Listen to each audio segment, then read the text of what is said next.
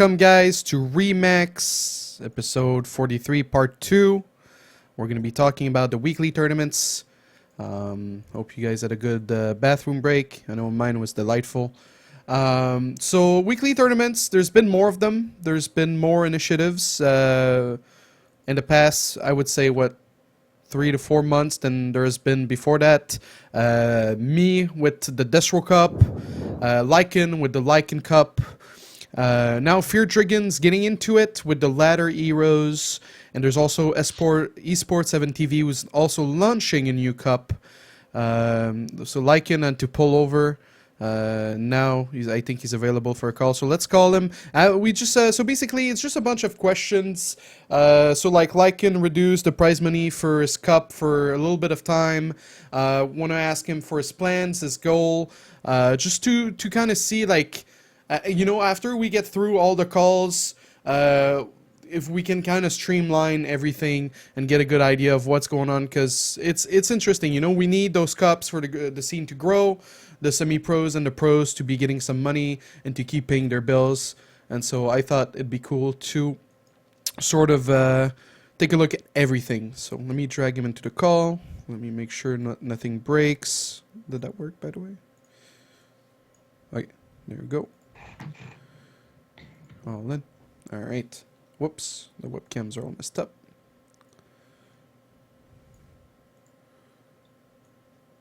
Alright. Patience. I suppose. My man.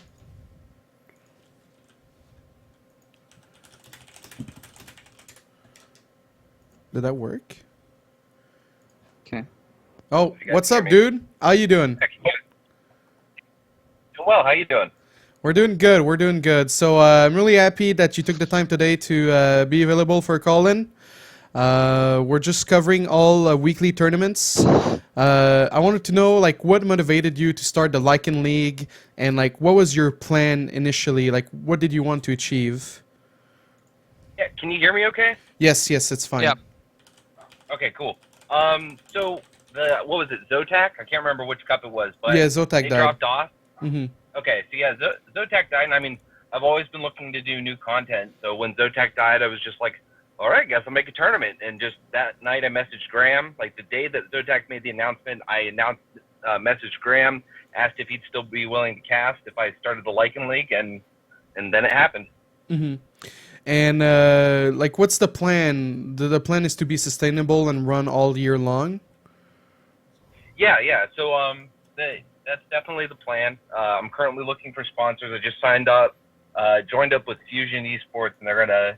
I guess the only way I can think of referring to them is like as my agents, but we're partners, and they're helping me to reach out to sponsors. And the goal is to get sponsors to help fund the Lycan League, increase the prize pool, etc.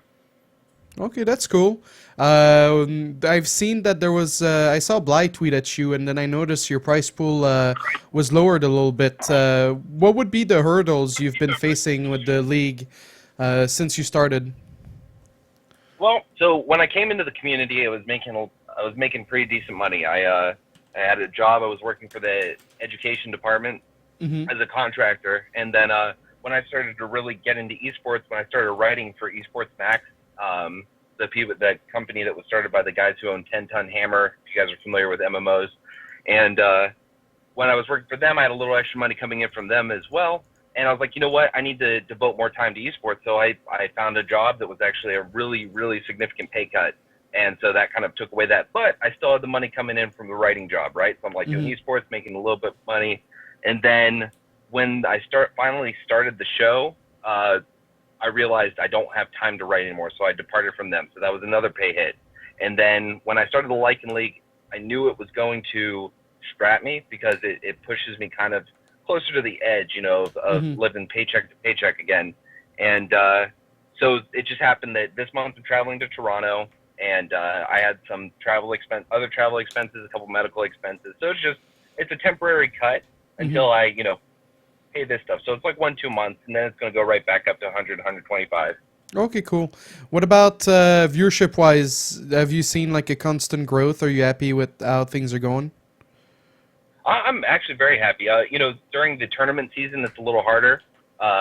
when WCS is happening, obviously that takes priority, and people are going to watch that, which is fully understandable. Participation is a little less, so it's varied. It hasn't been completely consistent, but overall growth has been consistent. I'm very happy with it. All right, cool. That seems about it for the questions. HuK, do you have anything to add to ask him to cover up everything? Not really. You spoke on the fact that you were working, and then you did the esports or the writing thing, and then now esports full time. And you say that you have trouble committing to things, or not committing to things. You have like too much on your plate going at once. So other than the No. Go ahead.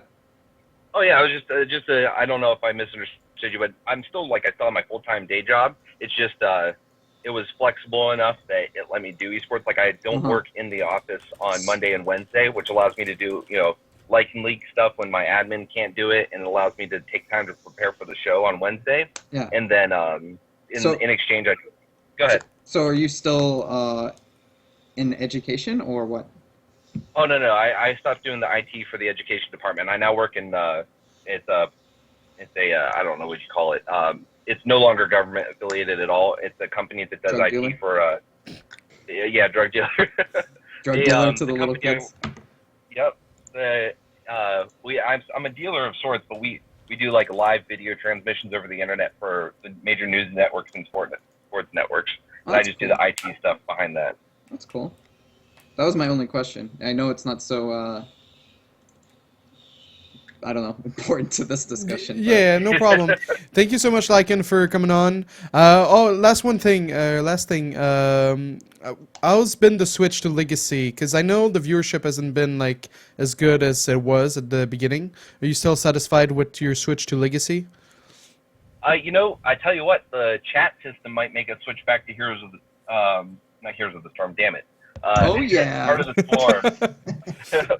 We might go to Heart of the Swarm because the chat system actually makes it very hard to coordinate, especially, if we start getting larger.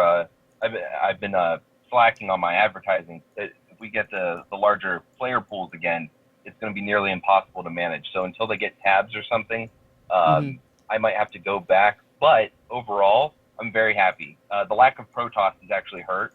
The Zerg versus Zerg all the time, that hurt it. And then now it's still only Terran Zerg. That still hasn't helped. So I imagine once it gets a little more balanced and people are playing again, once the ranked ladder is out, we're going to start seeing breakthroughs and we're going to start seeing a bump. So I'm happy overall, but until chat is fixed, I might end up going back to Heart of the Swarm. Okay, cool. Thank you again for coming on the show and answering a few questions. I hope you have a nice day, buddy. Yep, talk to you soon. Take care. All right. Bye. All right, so we've had Lycan. Now we're going to get the guys from Esports Evan TV. They just launched their league last week, and it's on a Thursday night, I think. Very bold initiative, I would say. Just get a little bit of like their plans, their goals, and go from there. I'm calling in the guy. I don't know if he's... Did he reply to my message? No, he didn't reply. All right, we're going to call Fear Dragon, and we're going to come back to this guy. Bear with me, guys. This is, I feel like a TV producer, Go back to the Morrow, or whatever. Like the weather woman. Alright, Fear Dragon. My man. Alright, Fear Dragon, what's up, dude? Hey, how's it going? It's going good. Thank you for taking the time to come on the show today to talk to us about the ladder. What is it exactly, the name? NA Ladder Heroes. Yeah, and what's your plan with the league? What do you plan to achieve with this? My goal is to improve practice in first starting with the North American scene, and then when North America is like built up. That's just been like my goal beyond just this particular event. Is improving practice or just improving incentives for foreigners to play and get better so that we eventually are on competitive levels with the Koreans. So just trying to increase that. So this is like, my idea is I start with North America because it's considered by a large margin to be the weakest region. And once I can try and help boost that up to like European levels, then I start working with Europe and North America. So that's kind of like my general workflow or thought process. So I'm not actually looking for massive numbers of viewers. Obviously, that's nice. It's good for me to build a brand around viewers. I think that's also more motivating for players to participate in events that have a lot of viewers. But that's not my primary goal. My primary goal is increasing player practice. Yeah, that's a really nice goal. Sometimes with viewership, obviously, maybe you didn't pick the right the right method to get the most viewers, but to improve the ladder is definitely the best way to go about it, I think. What about you, HuK? I don't see you signed up. Would you be interested? Are you like a good contender for it too? Like, are you highly ranked on NA? Well, it's not going to start. I mean, I've talked to Fear Dragon about this. I Yeah. am interested. I'll probably play on it.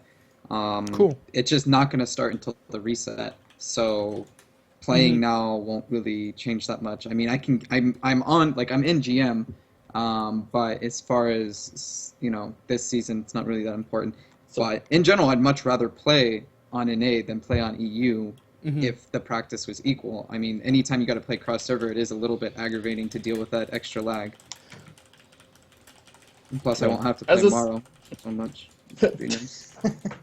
As a side note, and this is like, I totally get it, but I will say that every single event organizer I talk to, or tournament organizer, especially the newer ones, have heart attacks when they have an event, and they look at the signups like a week from the event, whatever it will be, like a qualifier or a tournament or whatever, and they'll just be sitting there thinking like, oh god, nobody's going to sign up for this. This event is going to have like 4 people, and we're going to start in the semifinals.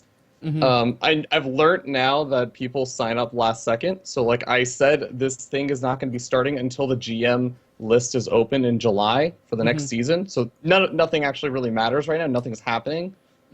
So I know that people are going to be applying last second, but it's really stressful for me because I don't know how many signups I'm going to get. I don't know, for example, HuK I've already talked with, and I've talked with a lot of players directly, but I don't know a lot of the big players that I hope are going to sign up for it if they're going to be interested at all.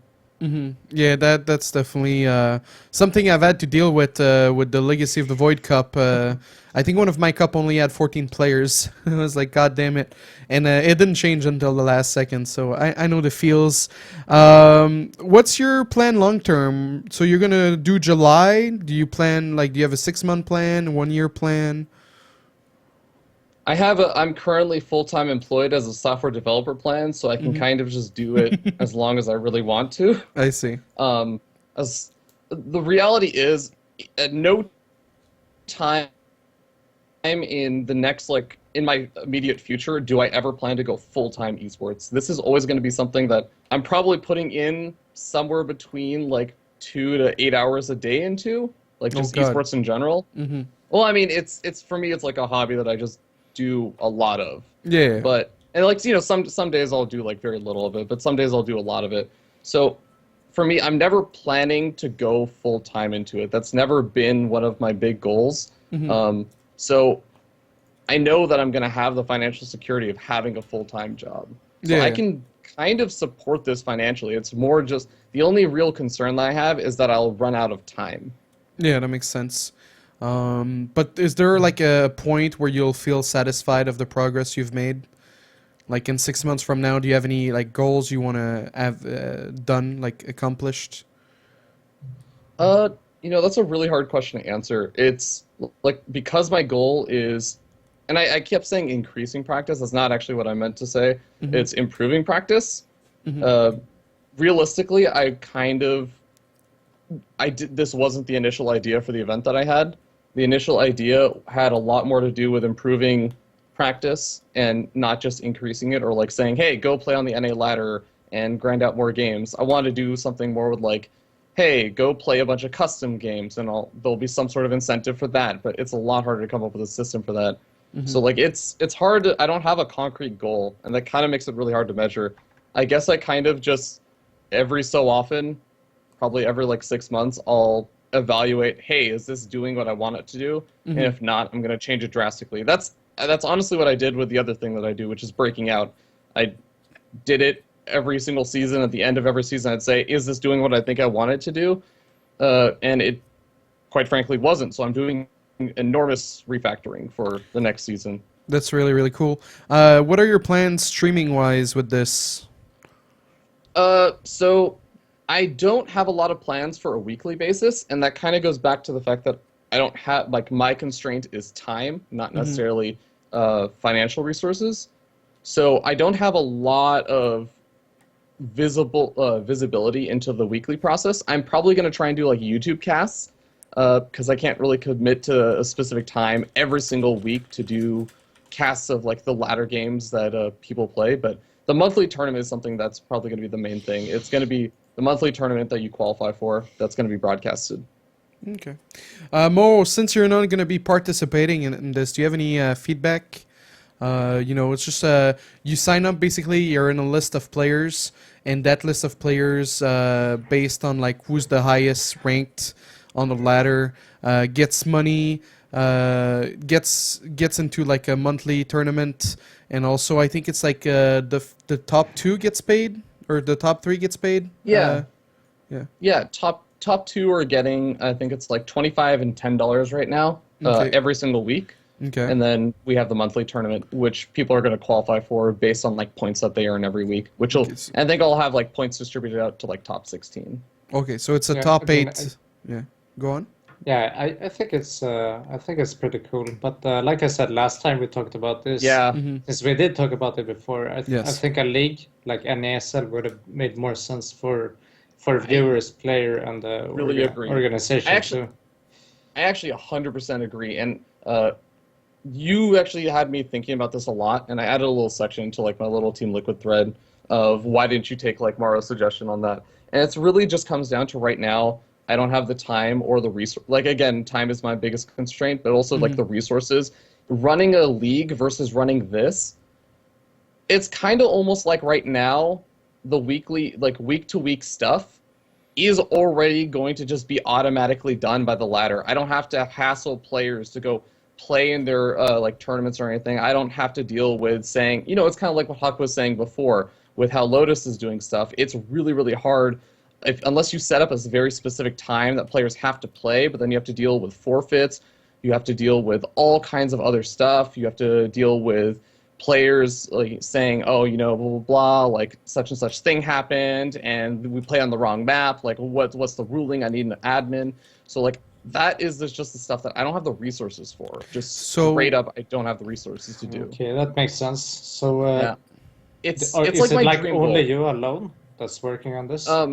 This right now, so it's kind of just me, but I've had, if you're familiar with Troy Pavlik, who does SC2 Jeopardy, as well as SC2 CTL in the past, he has been amazing, and he's also a web developer, so he's actually going to help me automate even like the weekly process. So calculating all the points every single week, getting a snapshot of the ladder, he's going to actually write like a web application for me that's just going to automatically do it. Oh, nice. So yeah, he is amazing, and he's doing that completely of his own volition, so big shout out to Troy. But besides that, it is kind of just me.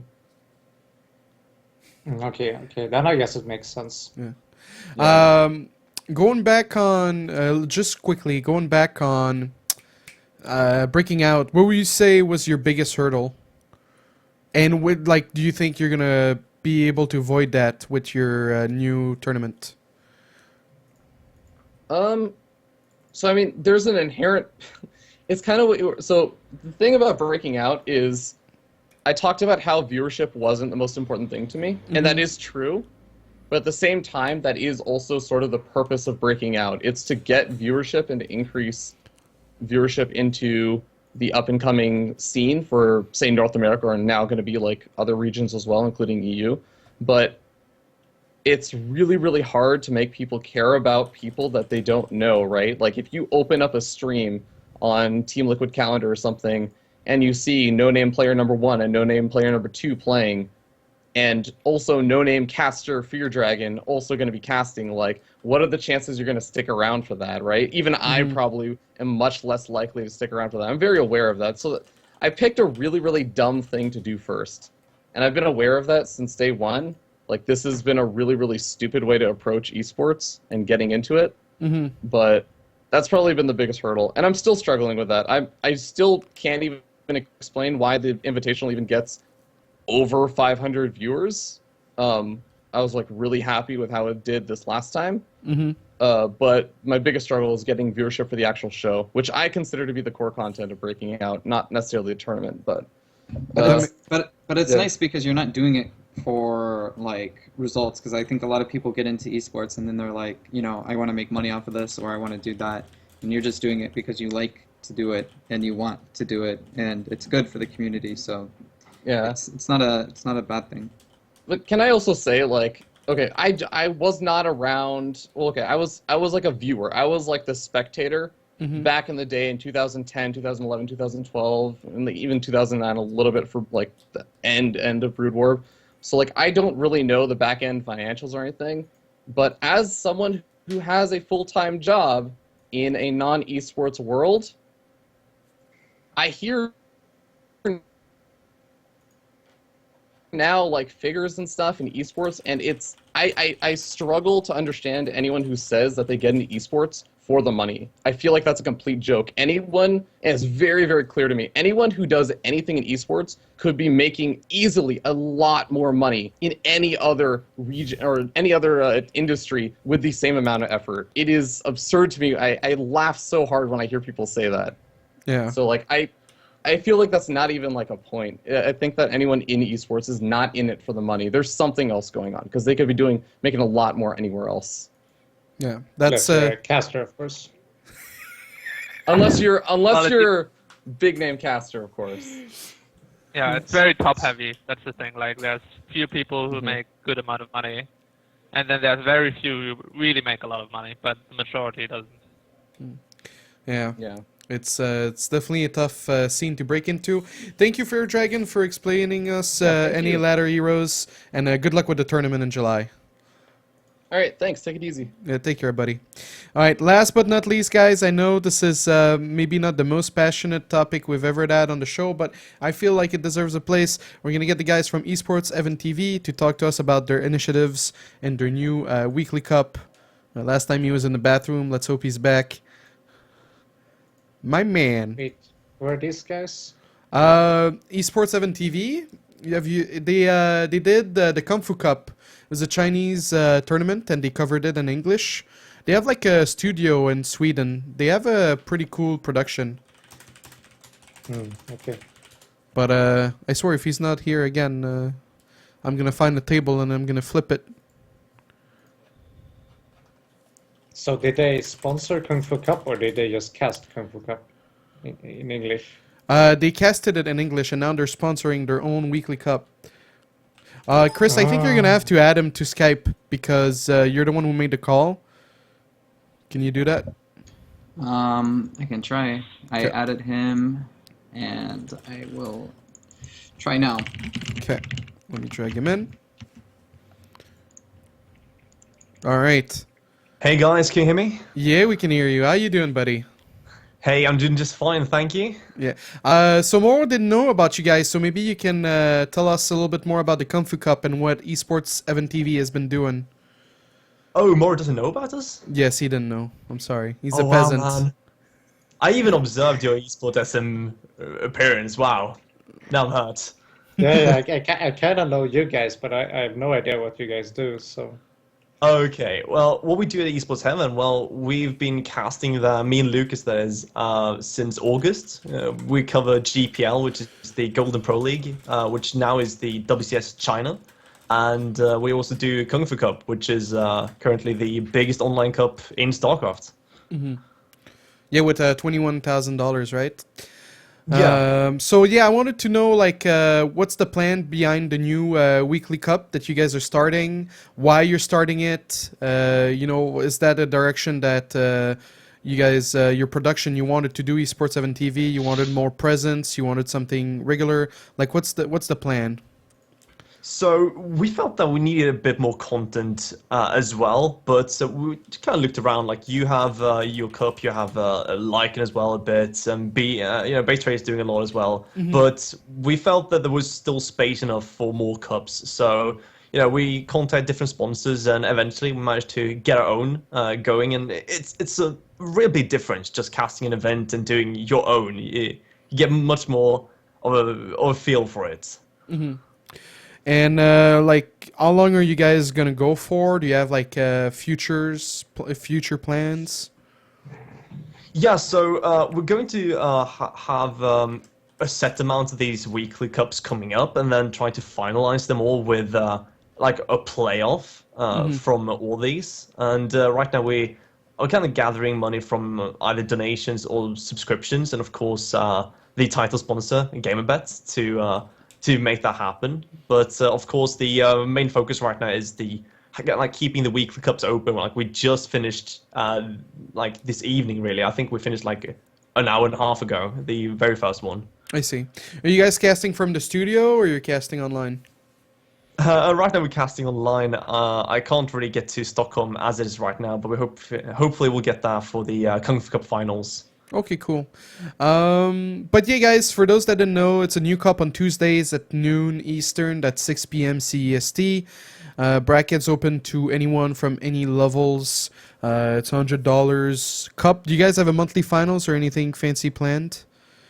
We don't actually have any monthly finals planned yet, but as I said, we are planning for that big playoff. Now, it is actually at 5 p.m. Today was just 6 p.m. because of server maintenance. A bit of an issue there. I see. But yeah, like it gives off $100, 75 for the winner, 25 for the runner-up, and a ton of OSC points, which I think most people playing NA probably know of. But like for people like me, before I wasn't actually aware of them before we started talking to Eddie, who's kind of behind the entire system. Yeah, for those that don't know, there's a C tournament with a lot of money, and they award a lot of points to online cups. And so once you get enough points, you qualify for their finals, which has a lot of money in it. But you know, it's cool. I didn't know Tuesday is not a good time for me to play in a cup, but otherwise I would have played in it because of Remax. But I hope you guys have a lot of success. Obviously, being consistent and being on the map is important. So along with that, in the Kung Fu Cup, hopefully Esports 7 TV has a lot more presence and has a lot more success. Is there anything else you want to add that we didn't cover? Oh yeah, I just want to say, like, there's a lot of people who have been telling us on Twitter, etc., like, be careful, you know, betting sites, etc. And we all know with all the betting scandals how it can be, but these guys are like really legit. And the site itself is actually like a play bet site, so it's actually not real money. Like if you sign up, you get 100 play dollars, so to say. So you can buy more if you want to, but it's all about like getting on the leaderboard, having fun. They right now only have League of Legends, but they are adding more esports to come. They're still in the alpha. Okay. And the entire like structure of it will be around ads later. So yeah, it's all legit. And I just want to say like thank you for everyone who tuned up. Pretty good, good amount of people coming up for the first event. Oh yeah, how many signups did you have? I think we had just about 30 or so showing up because we kind of messed up with Team Liquid. It showed that we're gonna start an hour late. But we got Bly, we got Sugliang, and of course Arthur Spear, Ender, and Psyark from Japan. It's on which server is it on? North American. Oh! Unless both players are European or Korean, then they can play on those servers. See, I didn't know that. That's cool. All right. HuK, do you have any questions? It's on NA. Are you going to play it? It's before Remax, though. You're not going to play it. No. I You can veto. play at the same time. No. I veto it. Sorry. Ah. I have no comments then, I guess. All right, I have a question. You go Why for is it on NA? Because the OC system. Because the OC points, they want to keep it NA, and we felt that is the best kind of way of doing it as well. Okay. Okay. Yeah, it's a little bit awkward for, I guess, Americans who might be at work, but then on the bright sides, it's summertime, bitches! And so people are not going to be in school. But yeah, I think that covers it. Thank you so much, Alexander, for coming on, talking us about Esports 7 TV and your new cup. Hope you have a lot of success. Yeah, no problem. Take care, buddy. Yeah, have a good night. Yeah, take care. All right, well, after talking about this for 30 minutes, guys, we're going to talk about it some more because there's the desRow Legacy of the Void Cup, but I'll be short. All right, so here's the deal. Oh my god. My man, I'll be short. All right. No. You can't. We can't talk about everyone and skip me, my man. We do that for the intros. All right. Okay. So here's the. but I do it for passion, and it was pretty good. We had 10 sign-ups. Thank you guys for signing up. Yeah, it's on the LA ladder, like everything else.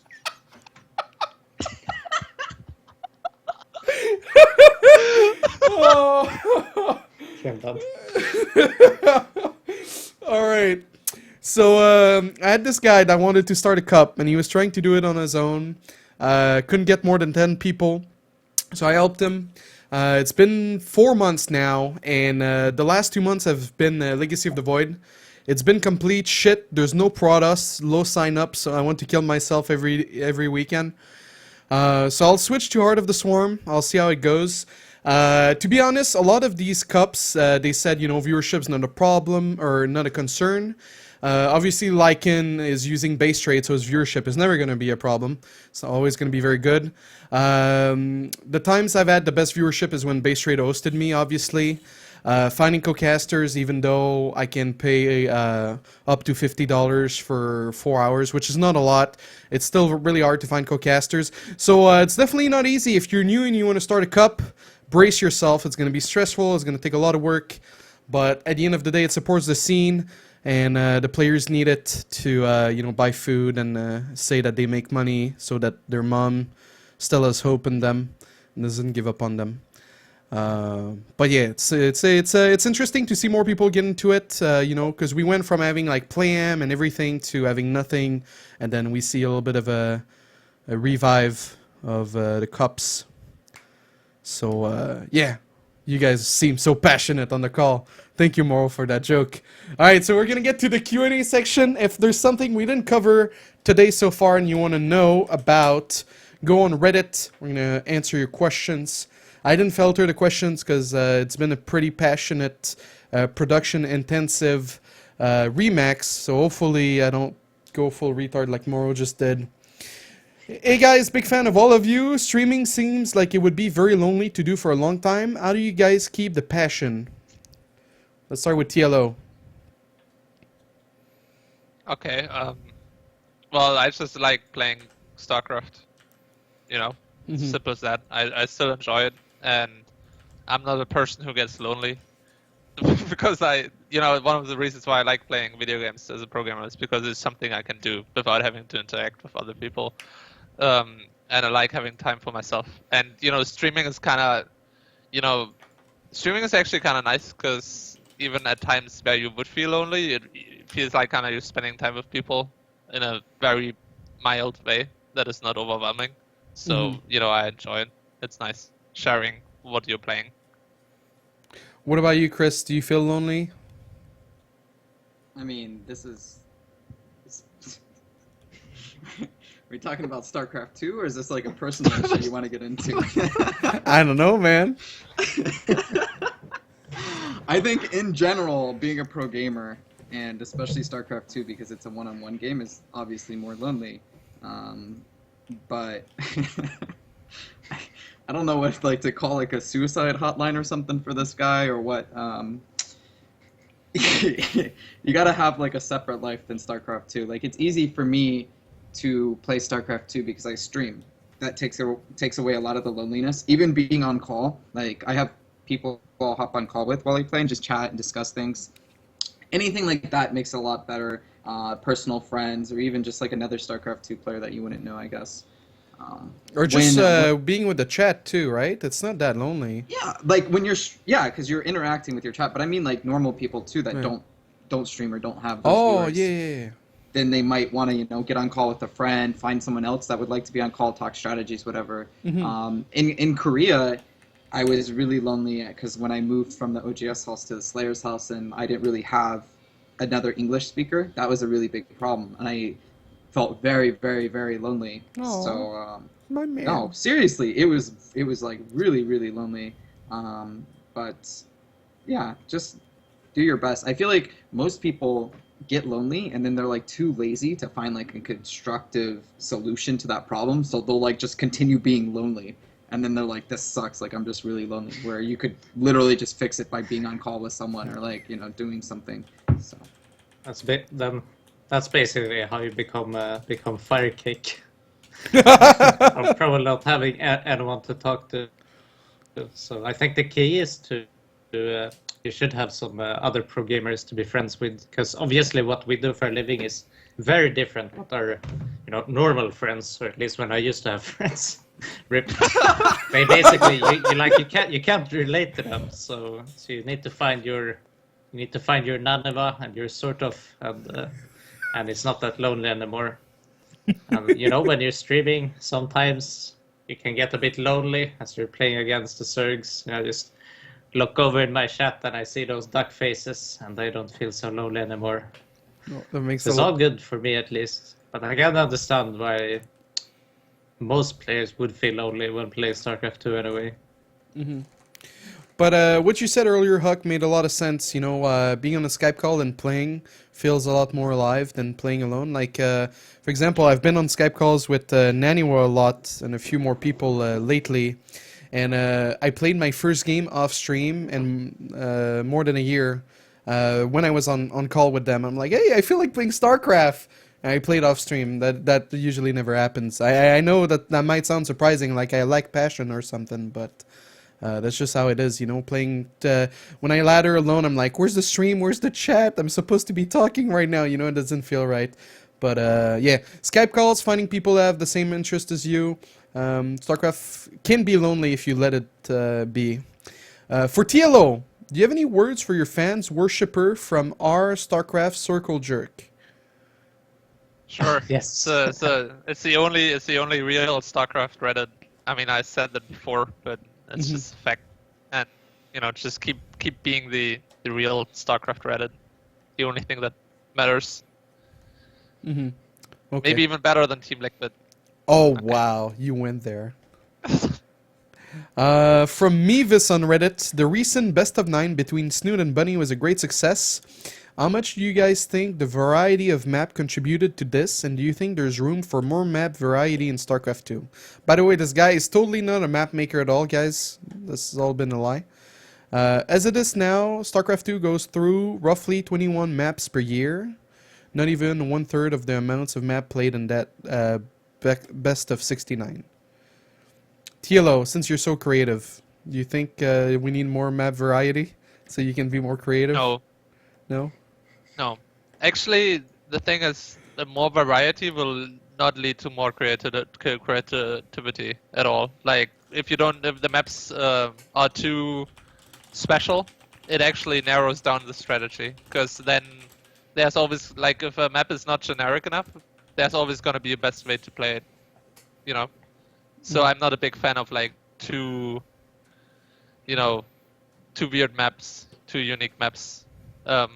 Yeah, we definitely need better maps in general, and I think map pools can improve. Especially Blizzard is very bad at choosing maps, and very bad at being flexible and then readjusting maps if there's a problem. Because it always takes like a whole season for them to make any change, even if it's something like a horizontal spawn that shouldn't be there. It takes like a fucking half year for anything to change. So that's really bad. But it's more in the details like that, I think. So what you're saying is you don't want the map to be creative for you, you want to be creative for the map. Right? Well, basically, right? If the map favors a style too much, or if a map has like too strong features, it's gonna force a certain playstyle down your throat. While if a map is great, but flexible, that's the best case, right? Okay, cool. Yeah, you can take like Expedition Lost, for example. First time we saw someone like Dr. Dario proxy hatch Under the Rocks expansion and against the Protoss, and it was like, wow, so creative. And then you see Snoot do it, and then you see every Zerg do it. So like, at first it looks creative, right? But then when it's just, like, obviously a very good strategy, everybody's gonna be doing it, and then it just becomes kind of like, okay, everybody's just gonna play this style on this map. Just as an example. So I agree with TLO that maps shouldn't be like too favored for certain styles. I think it, like, as a player, you don't feel like you have a kind of personality anymore. You kind of just play like how you're supposed to play on the certain maps. Yeah.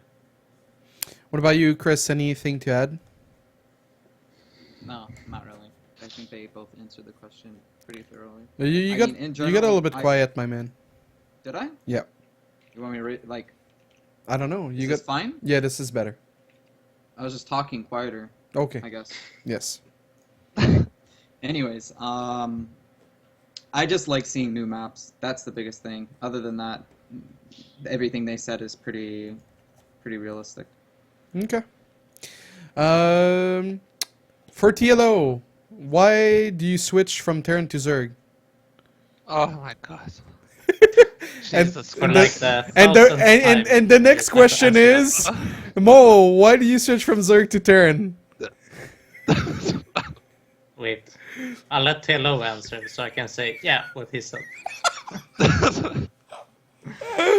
Okay, well, at the time, Terran was kind of frustrating because of the scouting. The scouting was very limited back then. Nowadays, it's much better because you have the Reaper. Mm-hmm. But when I switched away from Terran, it was really annoying because when there was a stalker in front of your base, I was just saying, okay, you can scan and hope there's gonna be the tech of Protoss wherever you scan. That could be anywhere. And Zerg, Yeah, we still to me, do is that, by more. the way. Yeah, I know, We but still then, have that problem. I know. There's also oracles, but Zerg is more flexible. I feel I can be more creative with Zerg because it's more. I feel you can play more spontaneously with Zerg, while with Terran, if you go down a certain road, you'd have to follow that road, Mm-hmm. and that's it. Terran actually plays the same for like 5 years now. It's always like Marine Medivac, Marauder, and then attacking with that until you either win the game or die, and then multitask. And it's fun to play mechanically, but I find Zerg has more room for me to play more different styles, and I like bugs. Okay, cool. What about you, Mo? You can't say the same. No, okay. I just fucking hated Zerg versus Zerg, so that's why I was forced to race pick. But eventually I found out that was a stupid idea. It was too hard to find practice, and I was falling behind other players in skill, so I had to pick with one race. And Harder to Swarm, basically, they presented, with the mech. David Kim was like all about making mech work and stuff, so... And it was all a made me pretty lie? Do excited, you regret it? so- No, I don't regret it. Terran worked out fine, and I like it a lot. And I think I would be very sad if I was a Zerg right now, because I think Zerg versus Zerg is still a very shitty matchup. Mm-hmm. All right, we answered this last week, but I feel like we didn't give it the answer it deserved. So, Chris, I know you're gonna be slightly tilted, and I'm not trying to milk all the questions. All right. What do you think about Combatix coming back, and do you think he can achieve any results? So now here's the thing, right? He's trying to play the good guy card on his stream and trying to be all mannered and shit. But the thing is, like, he was relevant because he was a villain and he was half decent at sniping people. Like, he could take games off of popular streamers. Now he can't achieve that, and then he just like gets like tournament results or whatever, and that's not gonna happen. It's gonna take a fucking long while. We're talking maybe like half a year into Legacy of the Void or whatever, then maybe it'll be relevant and maybe it'll achieve results. But until then, I feel like it's just like the nostalgia goggles going on. Chris, do you agree? Do you disagree? Are you disappointed that I asked this question?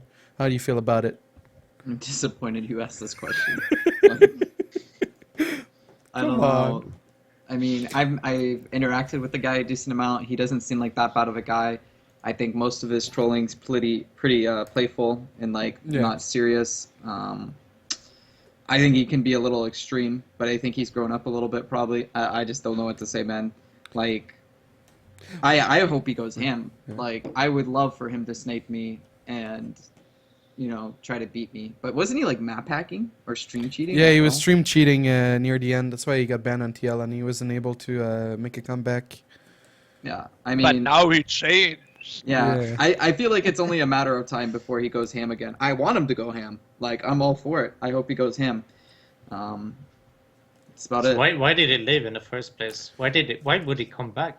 I think he just gets busy with school. He wasn't able to make money back then. Now he's trying to pay his student loans or whatever, and Yeah. he's got some. Now he's gonna make money off StarCraft 2. This guy's like fucking living Yeah, in right a now, like, long StarCraft world. is exactly the time where you make the money. Before he wasn't going to, but now, well, fuck baby, here we go. Student loans are gone.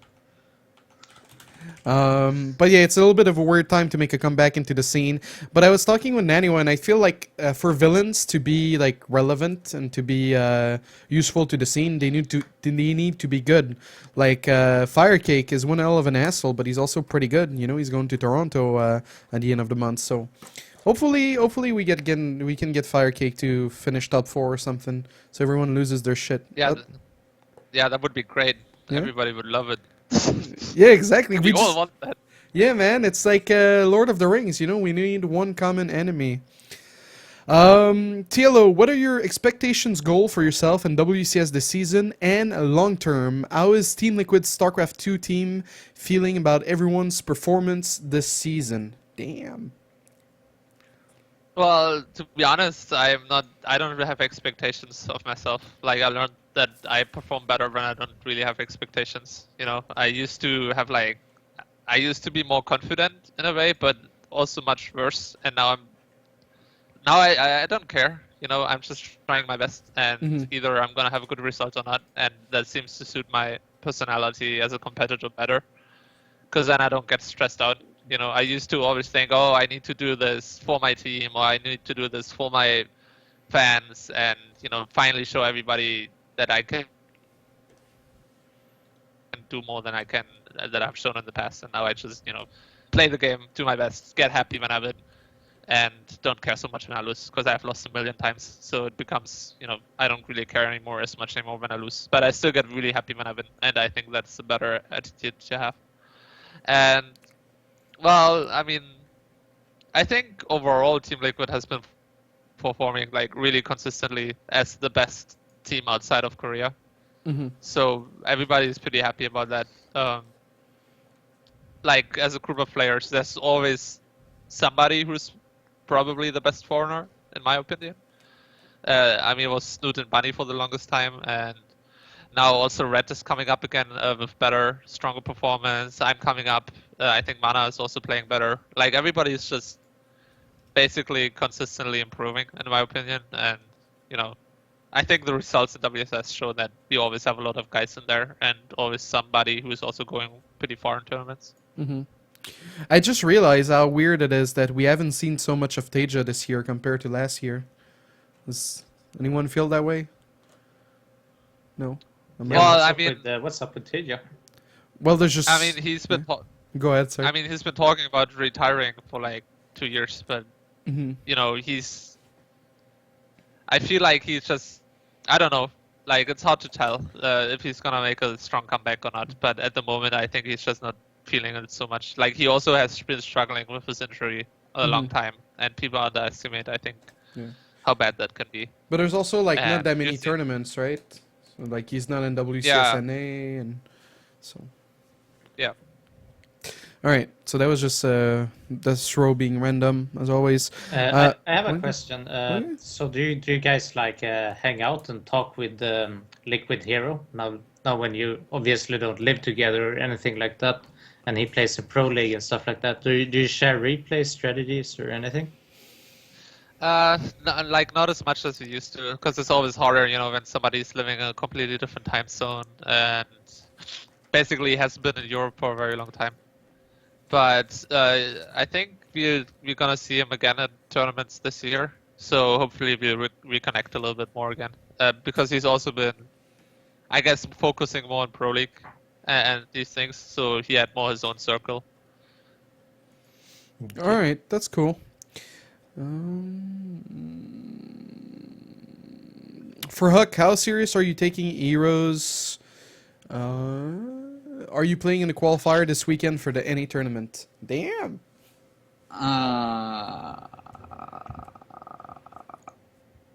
Are you? So I was going to play for fun with actually a team. Yes. Me, Suppy, Xenocider, Idra. Really? Yeah. Shit. But I actually have to cancel because I have something else I gotta do. But I'm not playing seriously at all. I have no plans to play professionally. It was more like they like said, "Hey, do you want to play for fun?" We never like went into it with like realistic expectations to do well or anything.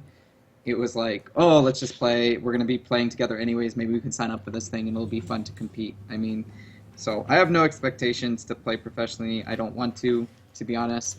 But I do enjoy the game, and it's a fun thing to relax with at the end of the day. So that's about it. Okay.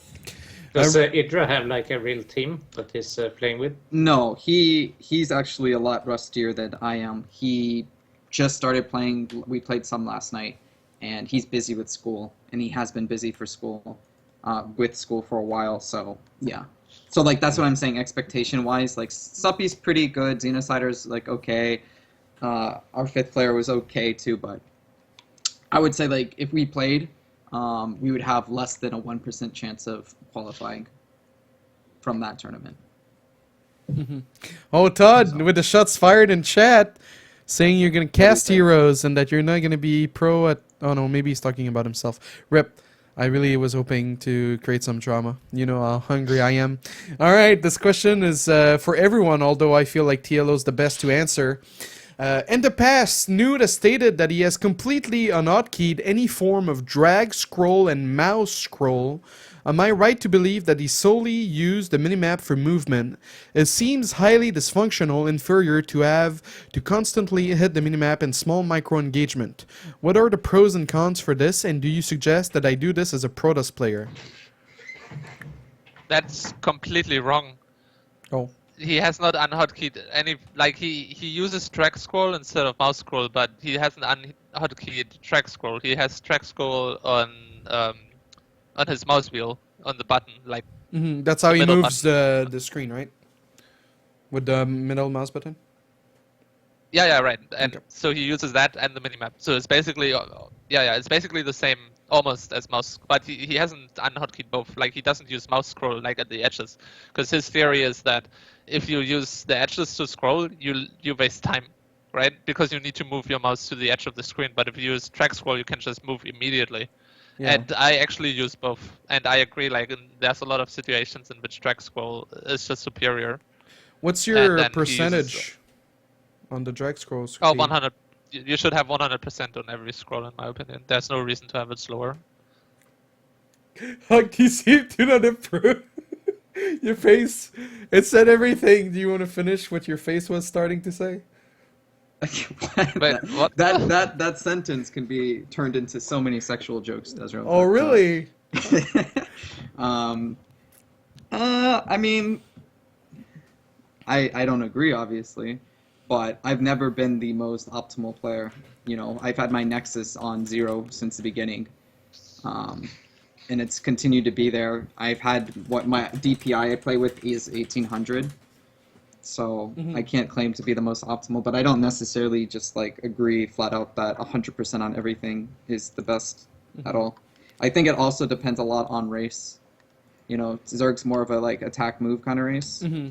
Then what? Come on. I on. love how Okay. subtle you went about that.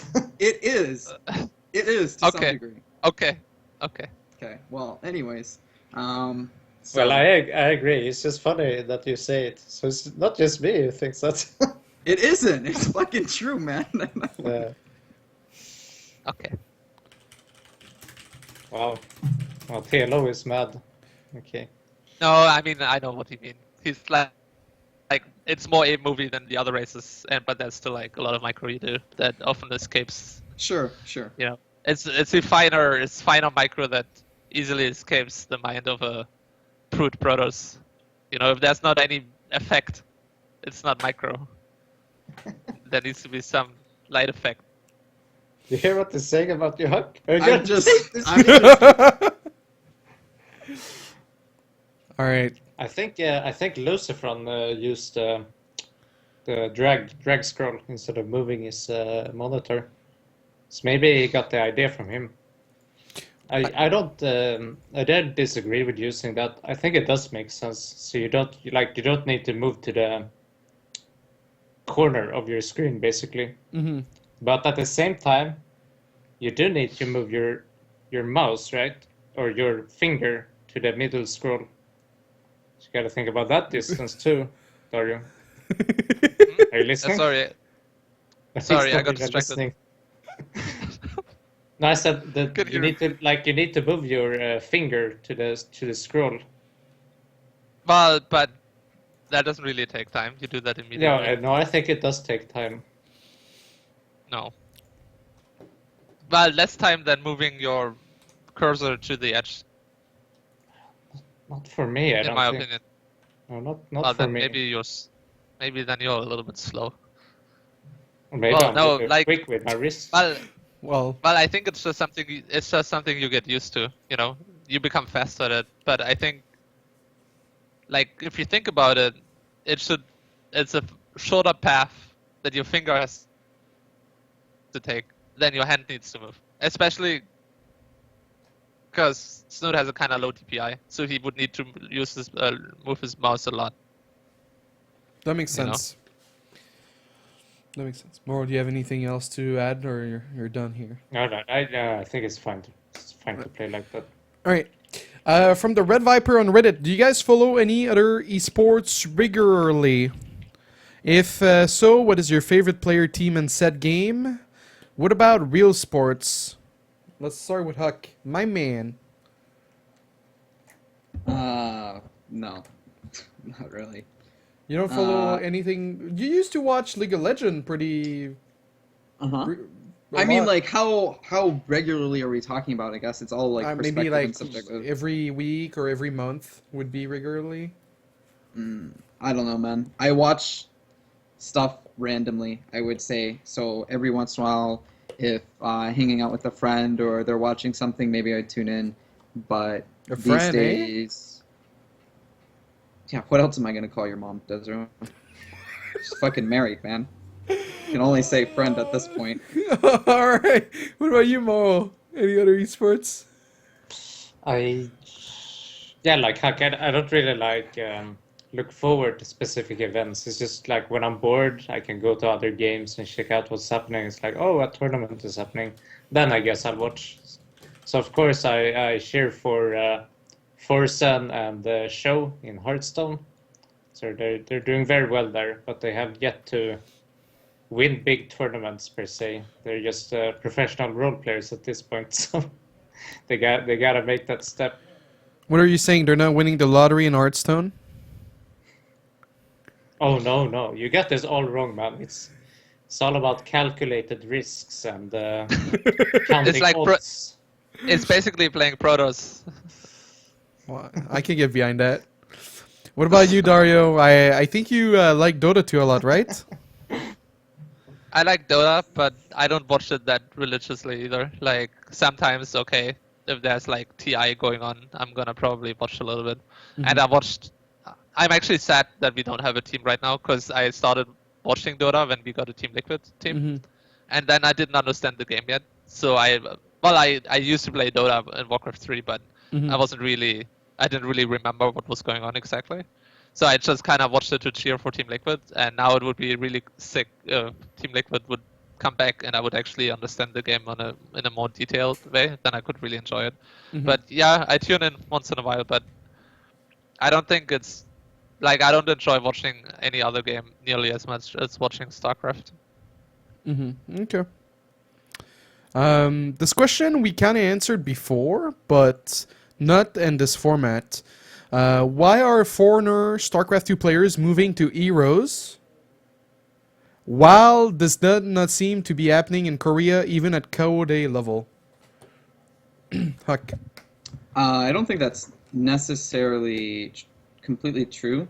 There are players like old StarCraft 2 players that have moved to Heroes in Korea, right? Like who? Stork?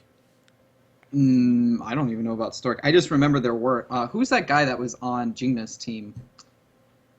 He did semi-decent, some Korean player. Crazy moving. He moved to Heroes. There's been a few others, like old StarTale players and stuff. So there have been old players that have moved on to Heroes.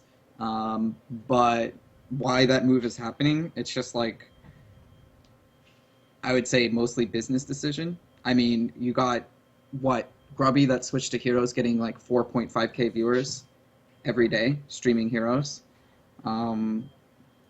Just I don't know. It's new. It's fun for people. I don't know what to say other than that. You know, after you play StarCraft 2 for so many years, it can be tedious. Okay. HuK, last night on stream you were caught saying StarCraft is killed, time to go where the money is. That's why I'm going full-time in Heroes. I only cared about the StarCraft 2 scene for the money, and honestly, you fucks haven't gotten on my nerve anyways. Care to elaborate on this? Is this comment taken out of context, or is this genuine? Did you say that? No, I don't remember saying that. Maybe it's. Are you gonna screen the questions at all? How would you feel if but I maybe was the host no, but and I'm no. But I'm listen, like, desRow, apparently you said fuck all the blacks and the Jew people. I hate them, and I hope that they never post a comment or call in to Remax. And I was like, desRow, did you make this comment? Like, can you at least like run it by me before you start saying this crazy shit? Well, that makes a lot of sense now that you say that. But I thought maybe you were pulling like a Hydra parody, you know? Like, because you were on call with Hydra yesterday, so maybe it was a parody, that you actually said that, and this guy didn't know that you were sarcastic. You're not giving me any benefit of the doubt, eh? I don't know what you want me to say. I never said anything like that. I'm gonna be like Bill Clinton with Monica Lewinsky, man. I never had anything relationship-wise with that comment. You mean relationship-wise? All right. Anyway. My man. All right, guys, that concludes the show. I answered pretty much every question on Reddit. Thank you again for taking the time to leave the questions on Reddit and Twitter. We're going to go with the shout-outs and be on our merry way. TLO, what are you up to next? Are you going to be streaming? Where can we see you? And so on. Yeah, I'll be streaming tomorrow probably. You know, twitch.tv/liquipedia as always. And, well, but yeah, probably gonna get some streaming done and then go into hiding before the WCS to, you know, just prepare for that and don't show any of my builds. So hopefully I'll make wonders happen at Toronto and the Canadians are gonna cheer for me. Because I like Canadians so far. I haven't met so many, but the Canadians I met are pretty alright. You hear this, HuK? This is like a shout out to us, man. I don't think he was referring to you, maybe me. Oh. Yeah, Chris is alright. That's good. That's good. All right. What about you, Morrow? What are you going to be up to next? By the way, are you going to be posting Twitter pics, updates of your potato for people that can't tune in? Or that's an exclusive feature of your stream? No, I don't think so. Oh. So you'll have to check out my stream for that. Speaking of my stream, I'll be streaming tomorrow, twitch.tv/Morrow. So that's pretty much what I do these days. Nice. And also, thank you for the invite to the show. It's been pretty fun. Yeah, man. No problem. We love having you say nothing the whole time. What about you, Chris? What are you going to be up to next? You make it sound like it's his fault. No, it's a joke. It's a running gag because Morrow always sometimes he has outbursts like "fucking let me speak," and then he's like "no." But yeah. What about you, Chris? I'm gonna be there's a small Toronto WAN that's happening in 11 days, so I'll be going to that and seeing my man Henry Z there, which will be nice. I'm gonna take lots of pictures and we're gonna go on a. You still play StarCraft? Yeah, he's I mean not super a lot, but I mean. I see. Enough to go. Yeah. Cool. He lives in Toronto. Yeah. Anyways, so we'll go on a little Bay date, and then what's next? What do we got? We got WCS Toronto.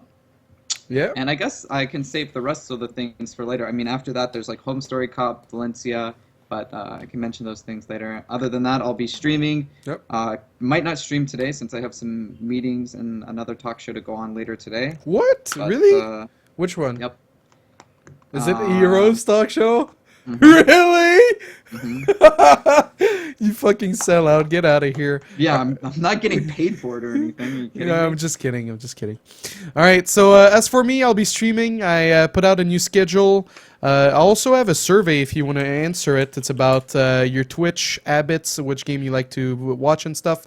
Big thanks to the Patreon people. By the way, we'll be adding more perks to the Patreon probably next week. So if you've been holding out for something awesome, we might have something in store, me and HuK, for you.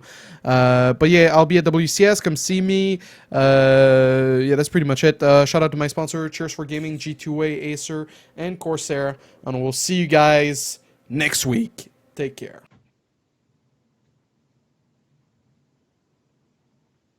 Okay.